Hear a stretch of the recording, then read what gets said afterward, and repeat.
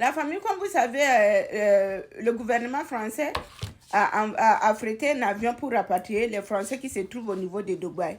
Et malheureusement, l'avion a décollé et l'avion a fait demi-tour à cause des tirs, tirs de missiles dans l'air. Parce que au niveau des pays de Golfe aujourd'hui, l'espace aérien est devenu un espace de combat, quoi.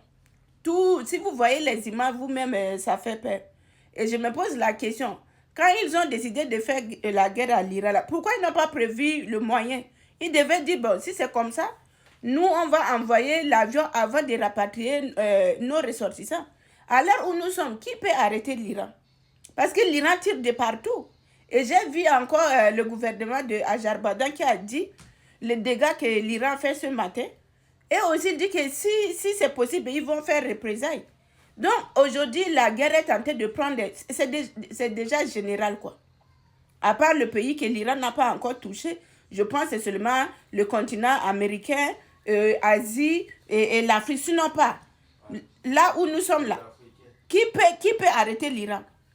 On dit toujours la guerre n'est pas bon. La guerre n'est pas quelque chose de... Les gens disent non, la guerre. Mais les États-Unis, eux-mêmes, ils n'ont pas prévu ça. Ils n'ont pas prévu ça. Ils pensaient que dans 2 jours, ils vont capituler l'Iran. Ils pensaient que c'est Venezuela. L'Iran n'est pas Venezuela. L'Iran n'est pas Venezuela. Et je vous dis, même Israël a affirmé que la capacité, les stocks de missiles de l'Iran, depuis qu'ils ont commencé, ça fait aujourd'hui 6 jours là, l'Iran n'a pas encore atteint 50% des missiles qu'ils ont utilisés. Il y a beaucoup de réserves. Hein? Les gens étaient tranquilles. Quand vous voulez faire la guerre, il faut voir toutes les procédures. Et les États-Unis aujourd'hui sont en manque de munitions. Les radars des États-Unis qui étaient là-bas, l'Iran a tout bombardé. Il n'y a pas un intérêt américain que l'Iran a laissé.